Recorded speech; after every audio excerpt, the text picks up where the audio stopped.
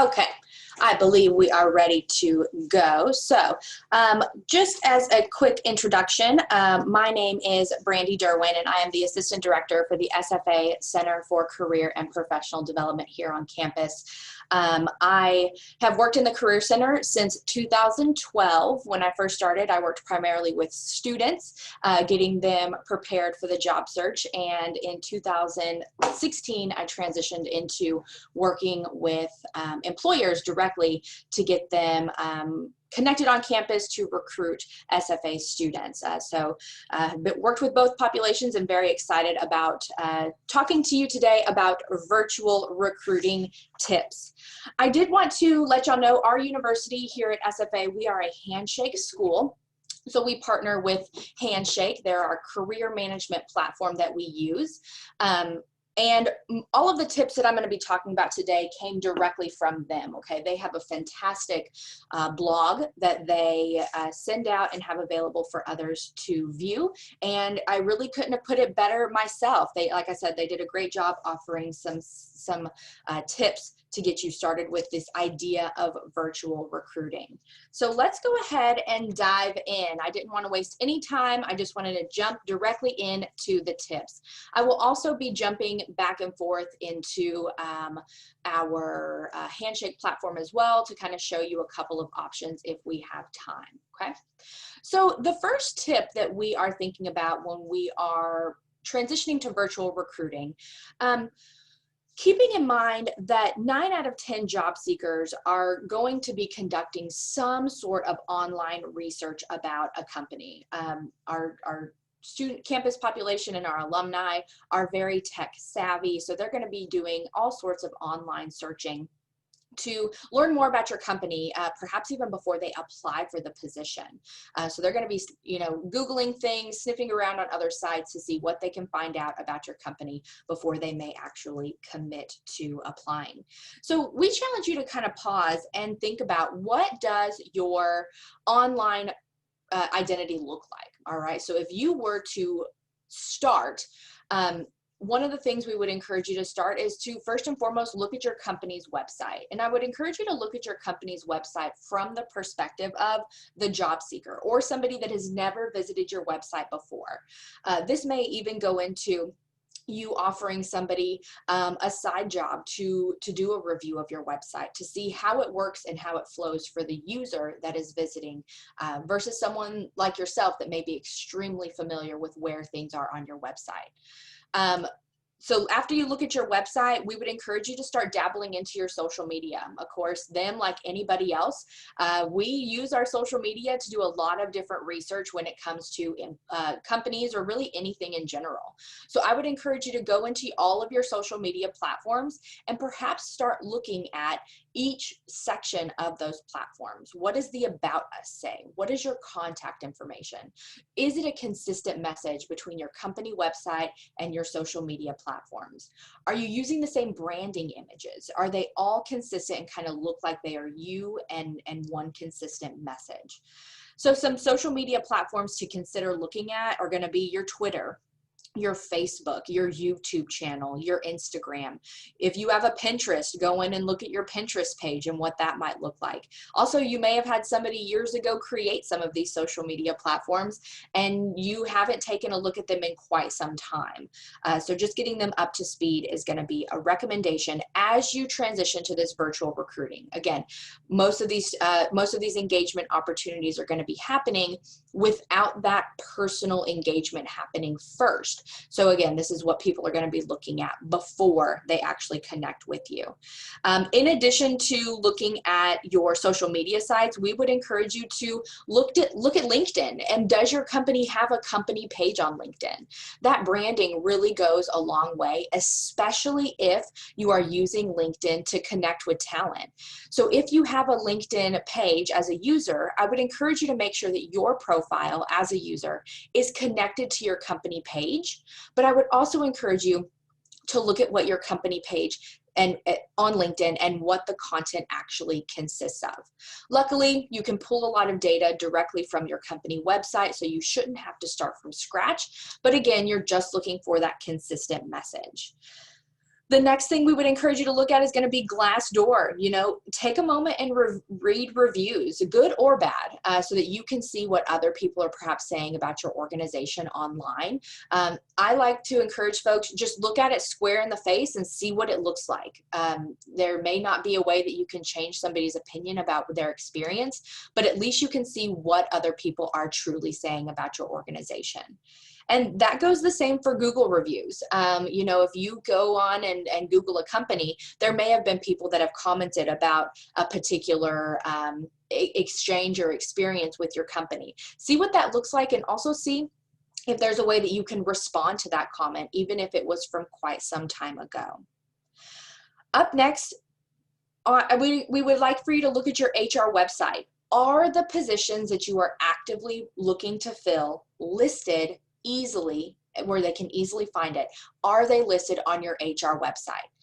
And if your company website doesn't have an HR website or an HR component to it, or a careers page, if you will, we would encourage you to consider looking into adding that as a landing page for people to go to view available opportunities at your organization.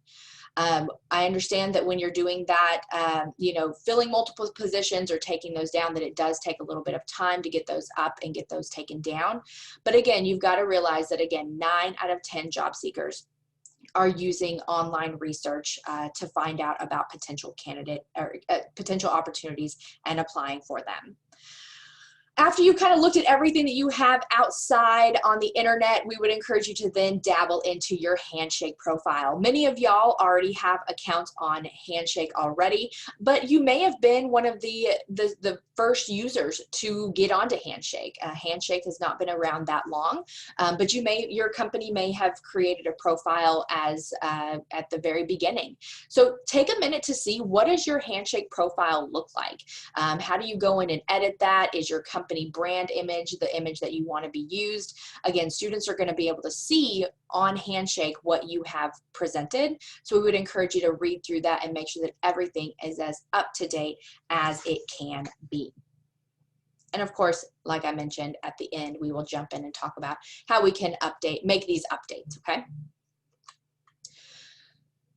In addition to looking at your online presence, we would encourage you to pause to look at your core schools. So traditionally, a lot of employers will have core universities or core schools that they tend to pull their talent from.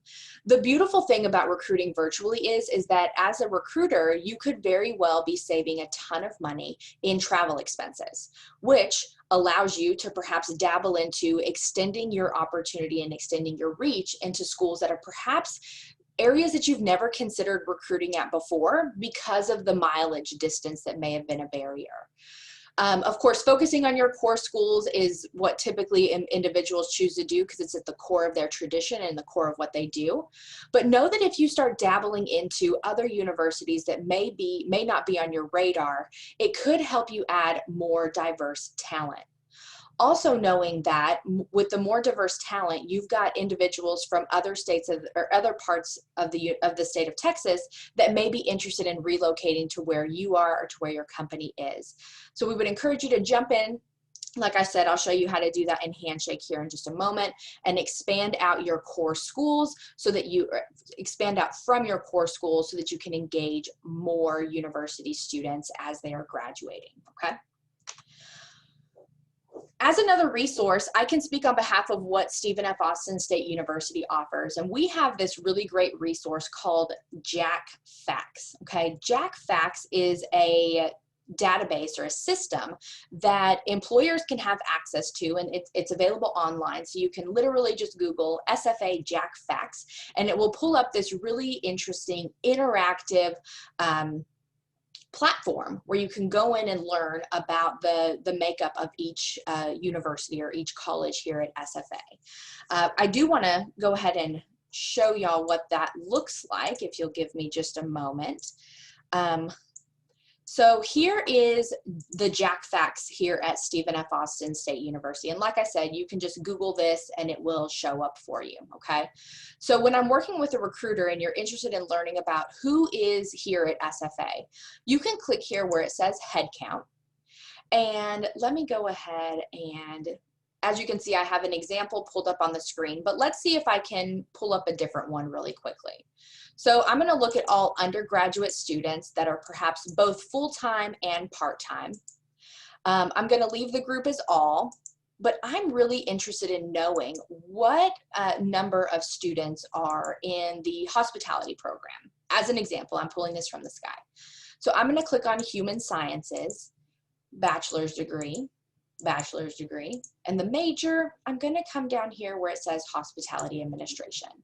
Now know that it takes a little bit of time for the university to be able to pull this information because of head count dates, etc.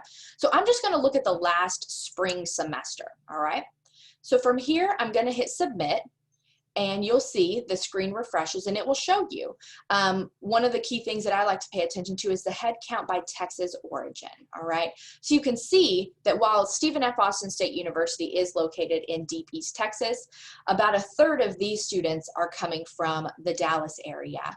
Approximately a third are coming from the Houston area, and then the remainder is coming between East Texas and other Texas, which is any other city in the state of Texas.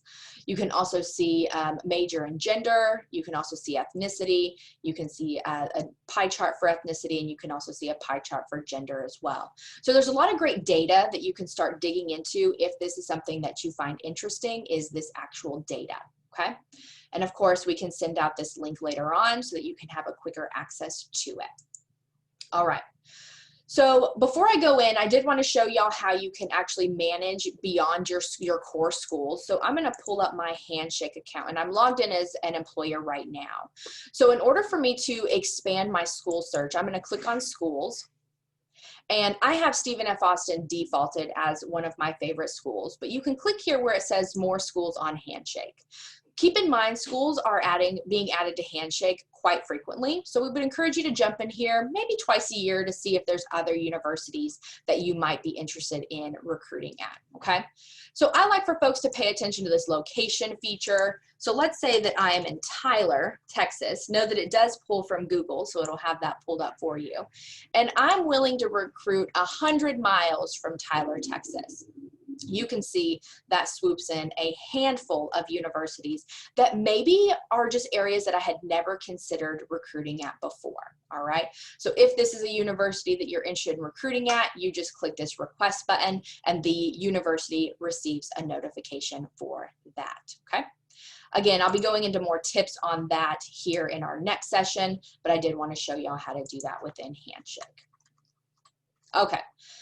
So next tip for virtual recruiting is going to be proactive. We encourage you to recruit and connect with your talent directly, all right? So these large events that we're all used to are going to look a little bit differently. They're going to look virtual. So you're going to be engaging with people through video conferencing and chat experiences as well. So know that you can use filters within Handshake, okay? And again, on our next session, I'll show you how you can go in and use those filters at length. So I encourage y'all to tune in for that.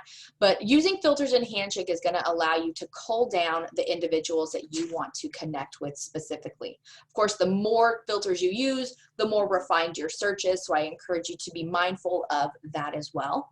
Within Handshake, you as an employer in there, as a core employer, you can have up to 100 messages per recruiting season for all universities that you are recruiting at. Okay, which can be a little bit of a barrier if you're trying to connect with individuals through that virtual platform.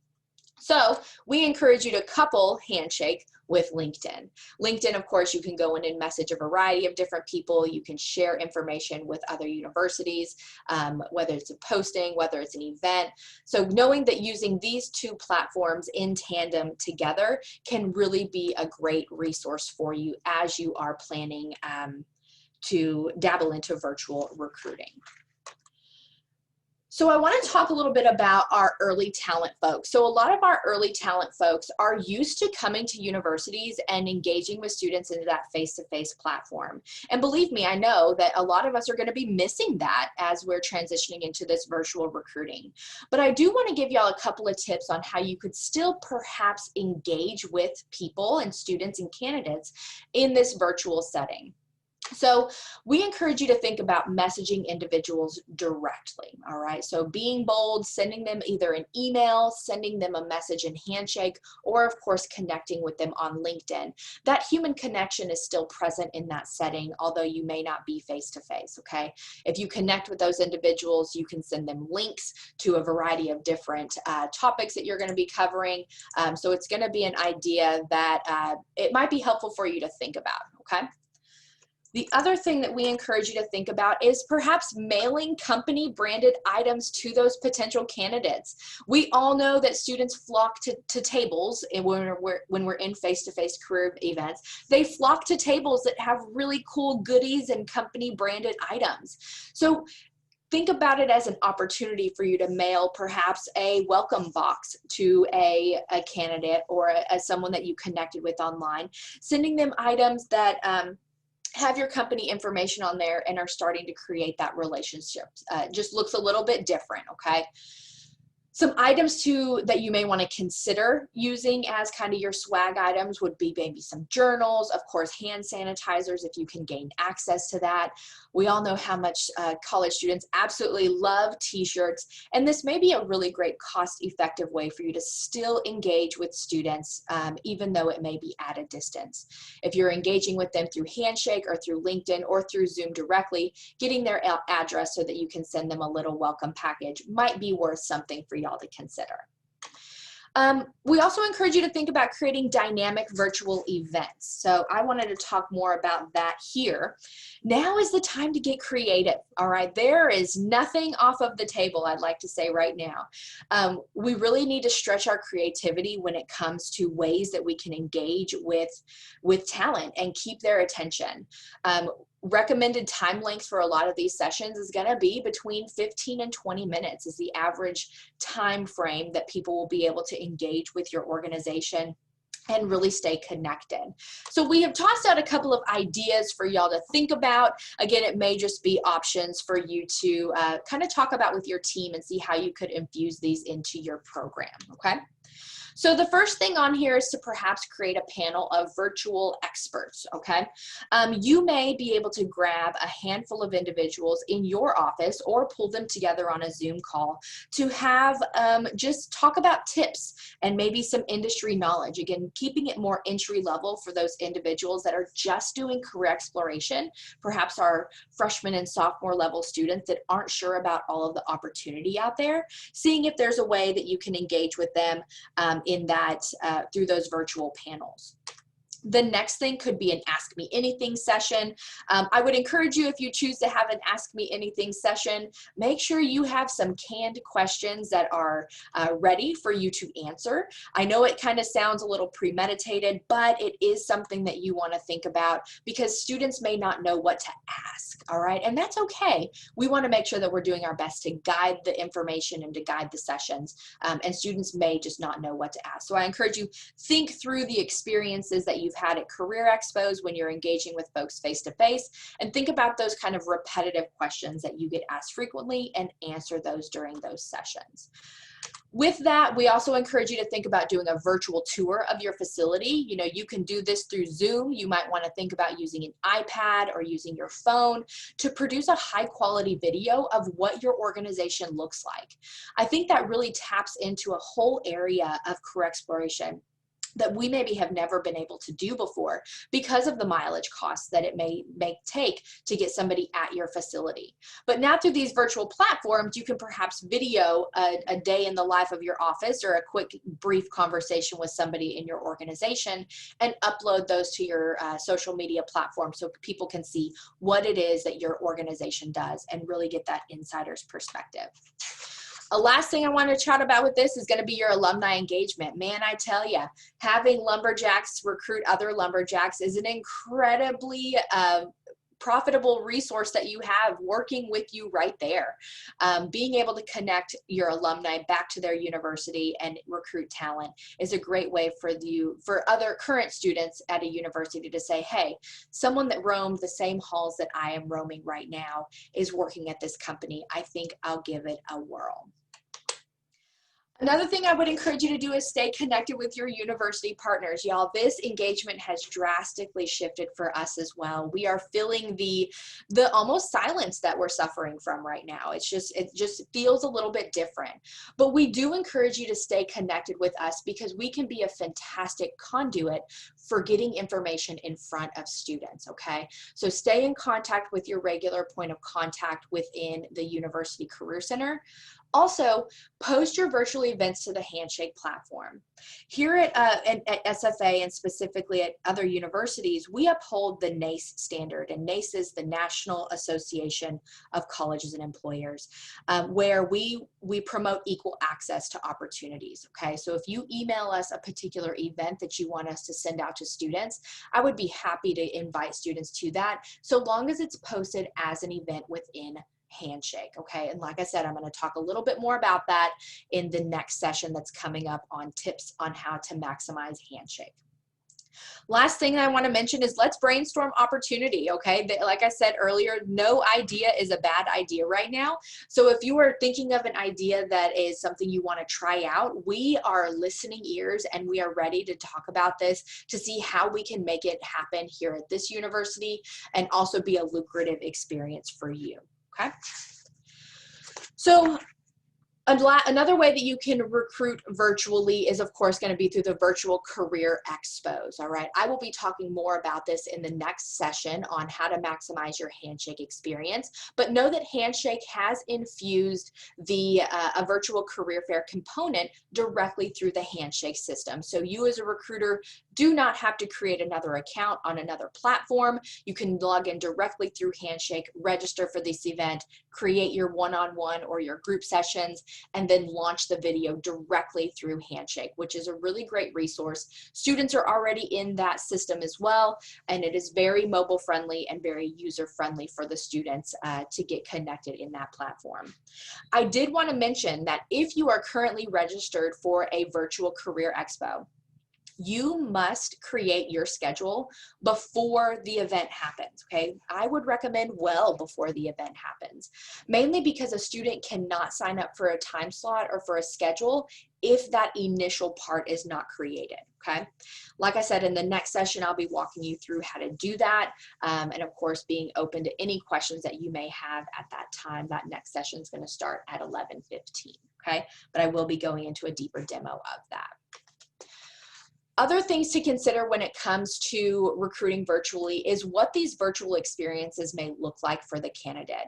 A lot of internships were revoked or completely removed over the summer. So a lot of students were expecting or hoping to have some great experience with an employer, but because of the times that we're in, that experience did not happen. So I wanted to offer out an idea called a micro internship, okay?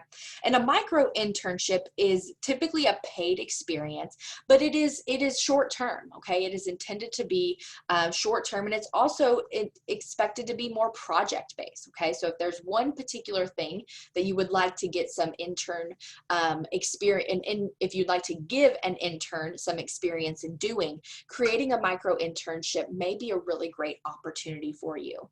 Also know that these micro internships do help reach markets that are perhaps a little more underrepresented, those markets that need to work full-time in order to put themselves through college and are going to school full-time and perhaps don't have the opportunity to up and move to another city to do an internship over the summer because they have other life obligations that just may be a reality for them. So these micro internships could be a great opportunity for you to give that student experience, but also help yourself recruit in the meantime. Again, it does give, the virtual experience engagement does help with accessibilities, and projects are designed to be more short-term with defined end dates. All right, so it's not necessarily something that has to be a full 16 weeks like we might be used to. This could be a 2-week project. This could be a month-long project. It really is up to you on what you're interested in going into, okay? It also allows you to benefit from diverse ideas and increase that talent engagement. And of course, the candidate gains some great experience and some defined skills. With that, I did want to do a really quick recap. So in our virtual tips, we talked about reevaluating your brand. I encourage you to Google yourself, see what shows up, and see what those candidates are seeing before they actually click and apply for your jobs. We also talked about ways to connect online, combining both Handshake and LinkedIn as a dynamic duo for your outreach. Encouraging you to be creative and also staying engaged with your career center. Again, we are here to help you generate ideas that might be a good fit for you. We talked about the virtual expo. Know that I'm going into great detail for that in the next session. And of course, those micro internships as an opportunity for you to stay connected and still recruit and provide experience and also get exposure to potential talent. So I did want to go ahead and wrap things up. So like I said, my name is Brandy Derwin and I am the Assistant Director here in the Center for Career and Professional Development. I do encourage you, if you have any questions, please put those in the chat box. I can see those questions popping up and I'd be happy to go ahead and answer any questions that you have in the remaining time.